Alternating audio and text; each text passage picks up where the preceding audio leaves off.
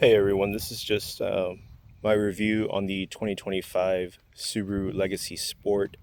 I haven't seen very many videos about this car on YouTube that are for us common folks. They're all usually professional reviews that talk about things that I feel are a little too much for the common consumer. So I'm just going to tell you my experience, my personal experience with the car. Starting off first with the headlights, something that I noticed with this car is I think the headlights are pointing a little bit too high.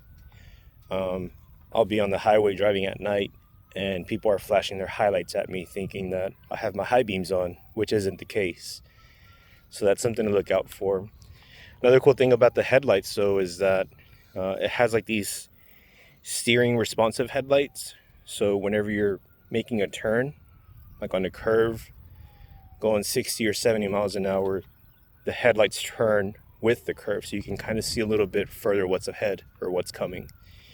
Um, Next is the tires. This car came with Yokohama tires, which I felt weren't very good. They were loud, especially like when I finally replaced them at around 30,000 miles.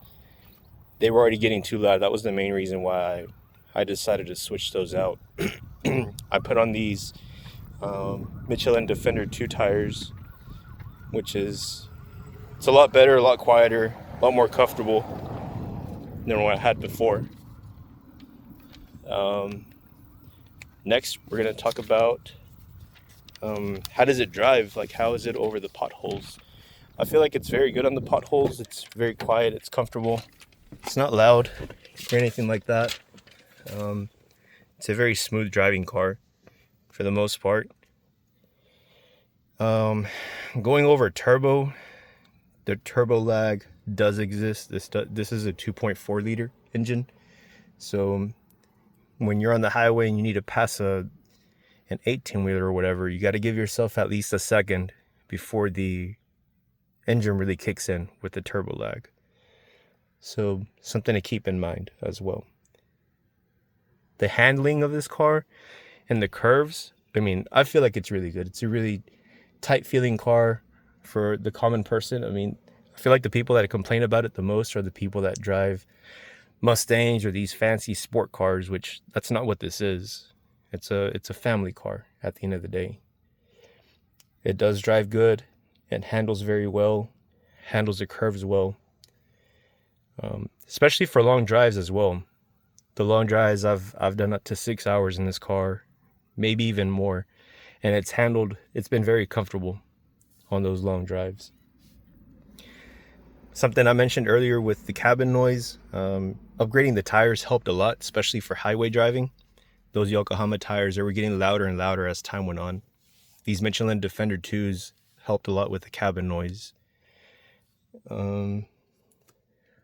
Tech related, it does have like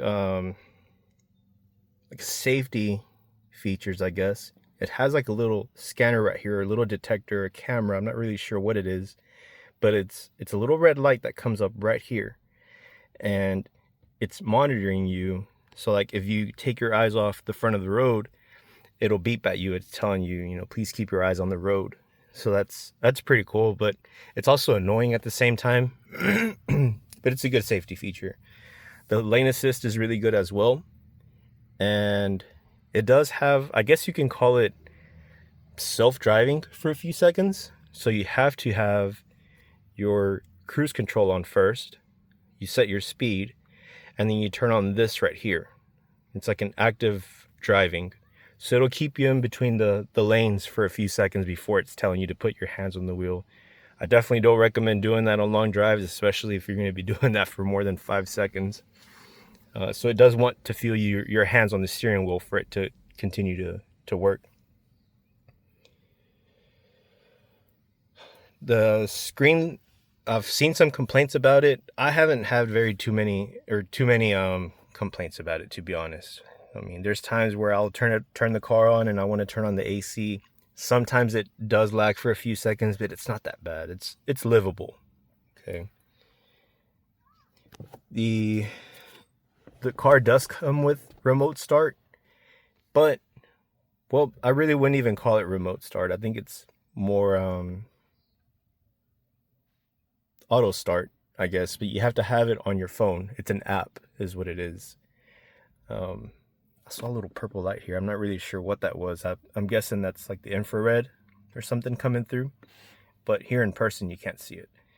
But yes, it does have the auto start. You have to have it on your phone. I think it's like a little over $5 a month to do that. And you can lock your car, you can turn it on, you can locate it, but you can't automatically roll down windows or roll them up.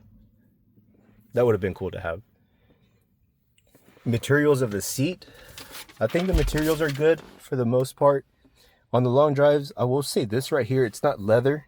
I'm not really sure what it's called. On the long drives, this part does get hot. I mean, after those 5 or 6 hour drives, this part on your back, it starts to get a little bit uncomfortable. Maybe it would have been better to have this material, like this cloth material in the middle, but for hour or 2 hour drives, this isn't too bad, but definitely keep an eye out for those 5 or 6 hour drives. That's when you really feel it right there. The space in the back seat, it's not that bad for what it is. Make sure I take the lock off. The space back here, it's not bad at all. It's livable. I've had up to 3 car seats back here. It's a little tight, but you can make it work, especially for emergencies or if this is going to be your only vehicle. It can work. It'll be a little bit tight, but it's doable. It also has these vents back here, which come in handy, especially right now in the summer. Sorry about the mess. I should have cleaned it up before deciding to do this video. Anchors. You do have 2 sets of anchors, one over there, one here, and 1 anchor there. So after reading the manual, I think this is 1 anchor. You're supposed to share another anchor, either that one or this one, for a 3rd car seat. You have all 3 tethers on top as well. The car is set up for me. I'm 5'9", and I have a lot of space. Look at that. See that? That's the space that I have right there. So it's not bad. It's a good car. It's comfortable back here, for sure. How much was it? I want to say I got this car for about $32,000 out the door. MPGs, I'm getting about, the most I've gotten on the highway is 33 miles a gallon on the highway, doing about 70 to 75. In the city, you can expect to get 24 to 25 miles a gallon. Still not bad. It cost me about $65 to fill up. Right now, gas is about $3.69 a gallon. Maintenance cost me about $40 to do the oil change on my own. That's using the Pennzoil full synthetic platinum oil and whatever filter I can find. I try to stick to Subaru oil filters, but if I can't find it, I do like a mobile one filter. So it runs me about $40 if I do it myself. I've taken this to the dealer twice. Once for maintenance and once for a little issue that I heard. The little issue being that I had like this little whistle sound, or it's hard to describe whenever I would shut the car off. And I would hear it like on the driver's side. After driving it, I would turn it off and I'd hear like a little at the end. Like a little vacuum leak, maybe. Took it into the dealer, they couldn't find it, and they just said to bring it back if I ever heard the noise again. At around 30,000 miles, it just stopped. It disappeared. I'm not really sure what that was causing that noise. The maintenance visit that I went to the dealer for was the front and rear differential fluid change and the transmission drain and fill. And that cost me about $700. I've looked on Reddit and online, and looks like there's quite a big price difference depending on the area that you live in, or I guess, how much the dealer wants to take you for, but here it was about $700 for both of those things. Is it a family car? I would say yes.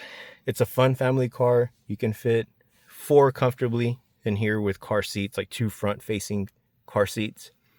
If you want to do 3 car seats in the back, it does get a little bit tighter, but it is doable. It's comfortable. The cabin cools down quickly. It warms up quickly. I have no complaints on the car. Would I recommend it to anybody? I would. I mean, I guess it just depends on what your goals are, how long you want to have the car for.